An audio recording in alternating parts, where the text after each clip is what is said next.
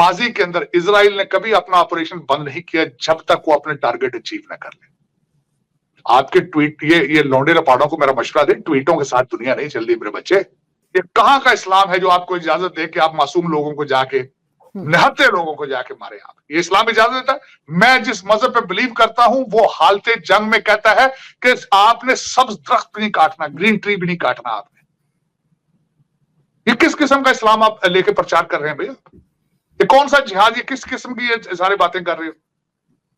मैं आरजू इन चीजों पे बिलीव नहीं करूंगा। अफसोस के साथ कहूंगा, आप ऐसे मुल्क के बैठे हैं, वाहिद मुल्क है जो इस वक्त जहां से हुकूमत तो कुछ भी नहीं बोल रही, क्योंकि हुकूमत क्यों बोलेगी? हुकूमत को तो डॉलर चाहिए, हुकूमत को तो डॉलर आते हैं सऊदी अरेबिया से, यूएई से, उनकी मर्जी के बगैर किस तरह बोलेगी? हाँ, आपके लौंडे लपाड़े बोल रहे हैं, वही जो इमरान खान के इश्क में मुब्तला है वो कर रहे हैं, करते रहेंगे, वो करना चाहिए उनको। उनको क्या पता है कल क्या होना है? उनको क्या पता है खाना क्या चीज है? उनको क्या पता है दुनिया किधर है? उनकी तो आंखें बंद कर दी गई कि तुमने ना इंग्लिश पढ़ना ना मैथ पढ़ना है, तुम जाहिल हो, तुम पैदा हुए जिहाद के लिए, जिहाद करते हुए मारे जाओगे, या भूख से मर जाओगे या जिहाद से मारे जाओगे। उनको तो ये बताया गया।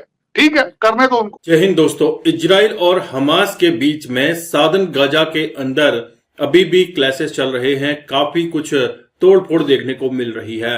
लगातार एक दूसरे पे गोलाबारी हो रही है और इसमें इजराइल रुकने वाला नहीं है। इस्तनाबूत करने की कसम इजराइल के नेतन्याहू जी ने खाई थी और अब होता वही दिख रहा है।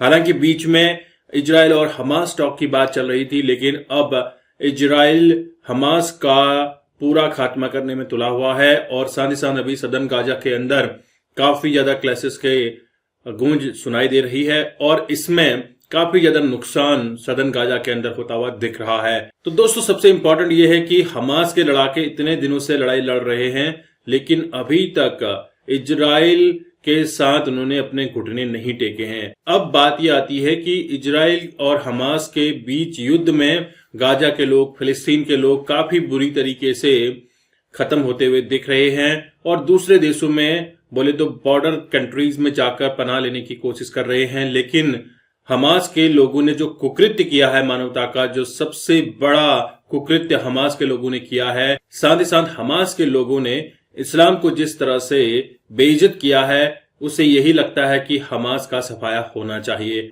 लेकिन सर, ये भी तो इतना बुरा लग रहा है देखकर कि किस तरह से जो हमास के लोग हैं वो छोटे छोटे बच्चों की, एक बच्चे की गर्दन तक काट रहे थे अल्लाह अकबर का नारा लगा के। वो फुटेजेस भी मौजूद है। नहीं आरजू, इस पे एक और दुख वाली बात है। मेरी ये बात सुन लीजिएगा। तुम्हारा टेरिटोरियल प्रॉब्लम है उनके साथ, इजराइल के, अल्लाह अकबर का नारा लगाने की क्या जरूरत है? मेरा मजहब क्यों खींच कर ले जाते हो इसके अंदर भाई? किसने तुम्हें ये इजाजत दी है कि मेरे मजहब को खींच के अपने टेरिटोरियल, तो आपका मकान किराए का किसी का, आरजू मैं मिसाल देता हूं, आपका किसी के साथ एक प्लाट का झगड़ा चल रहा हो कब्जे का, आप उसको मजहबी रंग देके वहां बच्चों को मार के अल्लाह अकबर के नारे लगाएंगे वहां?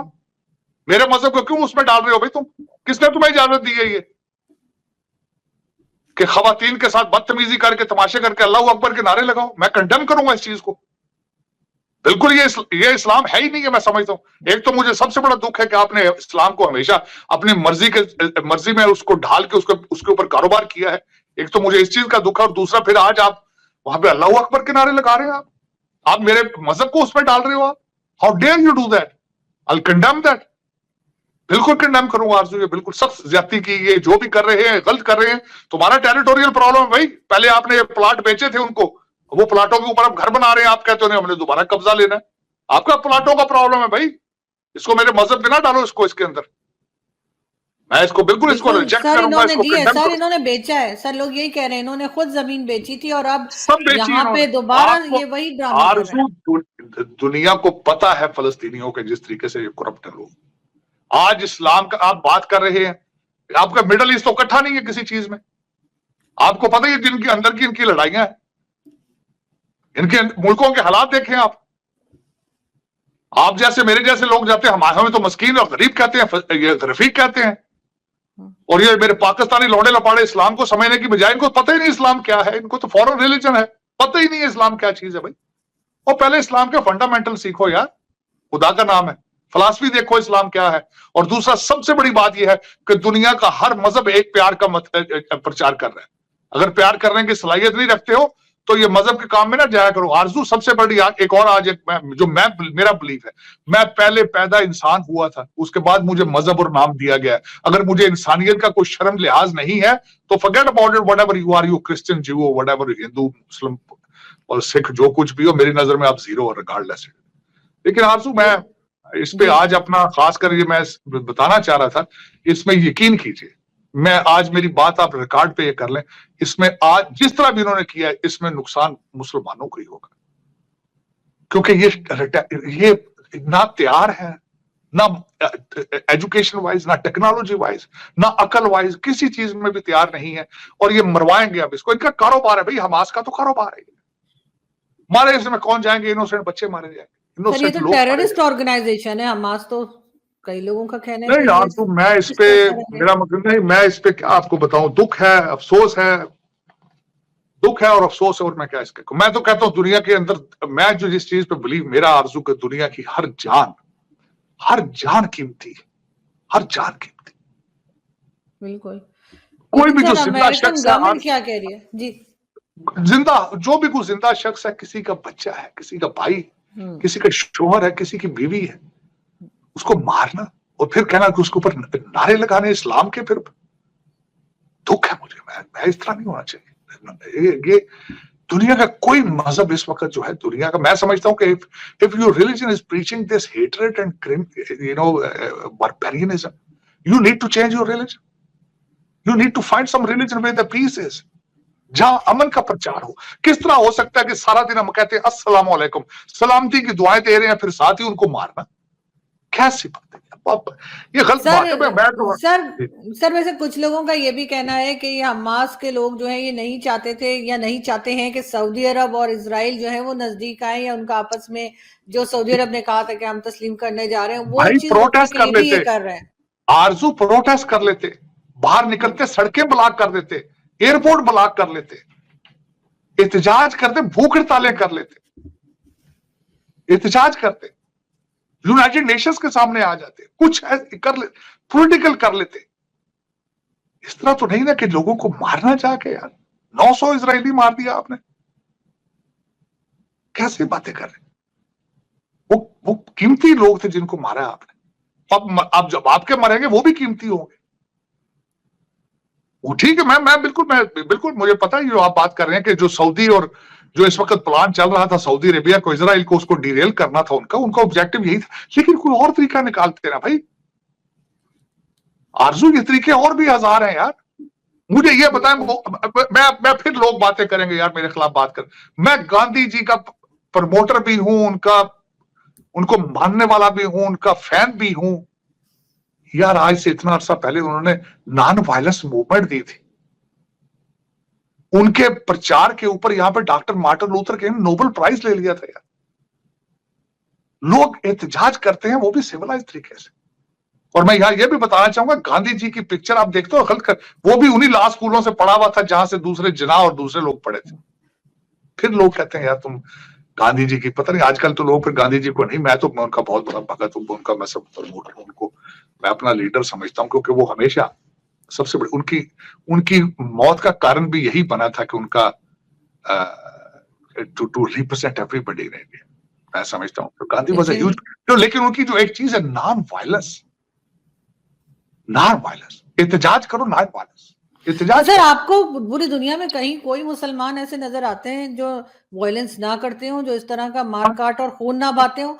ये तो सबसे पहले करते हैं, क्योंकि इनको बचपन से ही सिखाया गया होता है। जब आप जानते हैं बकरीद वगैरह होती है, छोटे छोटे बच्चों से छुरी फिरवाते हैं बकरे की गर्दन पे, पहले से इनको तो खून और सब कुछ देखने की आदत होती है, और शायद इसमें मजा भी आता है। आरसू, मैं उन लोगों में मैं शामिल नहीं हूं, सबसे बड़ी बात तो ये है, क्योंकि मेरा तो खैर उस चीज पे भी मैं वही बात कर रहा था कि मैं कहता हूं इस्लाम के स्पिरिट ऑफ फिलॉसफी को समझो बजाय रिचुअल के। कुर्बानी का मकसद बकरे काटना नहीं है, कुर्बानी का मकसद यह था कि अपनी कीमती तरीन चीज जो है वो उसकी राह में आप दे दो। अब मुझे ये बताएं, अगर कोई हार्ट का मरीज है उसको कहेंगे बोटियां लो आप खाओ, अगर किसी के पास किताबें नहीं है तो कहो बोटियां ले लो, किसी को कपड़े नहीं तो कहो बोटियां ले लो। तो क्या ये यार किसका मजाक, किस तरह का क्या कर रहे हो यार? लोगों को खाने को कुछ दो, लोगों को दवाइयां दो, लोगों को किताबें दो। और मैं उस घर से मैं मेरा प्राइड है, मेरे वालिद साहब वकील थे, 1958 में लॉ स्कूल गए थे, वो बकरे नहीं करते थे, वो ईदी ट्रस्ट को पैसे देते थे। वो मैं बचपन से छोटा होता था तो मेरे वालिद साहब कहते बकरा नहीं करना हमने बेटा, हमने जाके ईदी ट्रस्ट को बकरे के पैसे देने, ताकि वो लोगों को दवाइयां दे सके, खाना दे सके, किताबें दे सके, कपड़े दे सके। यही तो एक मेरा अलमिया है। मैं यही तो मेरा चैलेंज ही ये है आरजू, कि मैं अपने मुसलमान भाइयों को बताऊं यार कि ये देखो दुनिया अब 21st सेंचुरी में यार, अब वो काम नहीं है। अब रोजा रखना, कहते हैं जी सफर में रोजा माफ है, एयर कंडीशन घरों में बैठते हैं, एयर कंडीशन जहाजों में सफर करते हैं, रोजा किस तरह माफ है भाई? मिडल ईस्ट देख लें, जिनको सारे अरबी जानते हैं, सारे कुरान की जुबान को जानते हैं, रमजान के अंदर दुकानें दिन को बंद करके इंडियन मूवी देखते हैं, रात को दुकानें खोल लेते हैं। ये रमजान है। जय हिंद दोस्तों। इजराइल ने जो आतंकवाद के खिलाफ और हमास हिजबुल्लाह के खिलाफ लड़ाई छेड़ी है, इस लड़ाई में जो रिटेलिएट किया है इजराइल ने अपने सिविलियन पे अटैक होने के बाद, इस आतंकवादी हमले में पूरा वर्ल्ड, पूरा वेस्टर्न वर्ल्ड, इवन भारत भी अब इजराइल के साथ है। भारत के प्रधानमंत्री को इजराइल के पीएम ने फोन करके काफी बातें डिस्कस की और भारत ने अपना स्टैंड यहाँ पे फर्म रखा। बोले तो भारत इजराइल के साथ खड़ा है। प्रधानमंत्री नरेंद्र मोदी के ट्विटर हैंडल से भी ट्वीट हुआ है, आपने वो देख लिया होगा। और साथ ही साथ यूएसए, यूके, फ्रांस, जर्मनी, बड़े बड़े देश, जापान ने भी इसे जो आतंकवाद को बढ़ावा दे रहे हैं उन देशों पे नकेल कसने के लिए साथ देने की बात की है। तो मोस्टली कंट्री जो कि जीरो टॉलरेंस पॉलिसी रखती हैं आतंकवाद के ऊपर, सारी इजराइल के साथ हैं। वहीं थाली का बैगन पाकिस्तान उछल रहा है। पाकिस्तान के मौलवी और उनकी बीवियां सड़कों पे फिलिस्तीन का झंडा लेके फिलिस्तीन को सपोर्ट करती हुई नजर आ रही हैं। और आप देखते हैं कि भारत का जो स्टैंड रहा है हमेशा इजराइल के साथ रहा है। इजराइल ने और भारत की जो दोस्ती है काफी लंबे समय से है, अरसों से ये दोस्ती बनी है और बनी रहेगी। और हर एक भारतीय, हर एक इंडियन इजराइल के साथ खड़ा है। इस मुश्किल घड़ी में हम इजराइल के साथ खड़े हैं और मैं आप सभी को आह्वान करना चाहूंगा कि वी आर विद इजराइल का जो हैशटैग है इसको आप और भी प्रमोट करें और इजराइल के साथ खड़े होने और इस आतंकवाद के खिलाफ आप खड़े होने की पूरी चेष्टा करें। दोस्तों, पाकिस्तान की बात करें तो पाकिस्तान में तो यही है कि हमें लोन मिल जाए, अरब ममालिक से लोन मिल जाए या फिर टर्की से लोन मिल जाए। और पाकिस्तान को एज अ पपेट हर किसी ने यूज किया। आपको पता ही होगा कि पाकिस्तान को एज अ टेररिज्म स्टेट कहा जाता है और हर जगह पे आपको देखने को मिलता है कि पाकिस्तान में टेररिज्म का बोलबाला है। पिछले महीनों की बात करें जो कि सितंबर गुजरा है, इसमें लगभग 24 धमाके हुए हैं पूरे पाकिस्तान में और इन 24 धमाकों में कई लोगों की जानें गई हैं जो कि खुद पाकिस्तानी थे। और ये हमले किसने करवाए? कई बार तो ये सुनने को मिलता है कि पाकिस्तानी ये ब्लेम कर रहे हैं कि ये हमले अफगानियों ने कराए, लेकिन अफगानी यहाँ पे बिल्कुल भी शामिल नहीं है। पाकिस्तान ने जो गंद मचा रखी है, जो पेड़ उसने बोया है आतंकवाद का, वही अब इसको सफाया कर रहा है।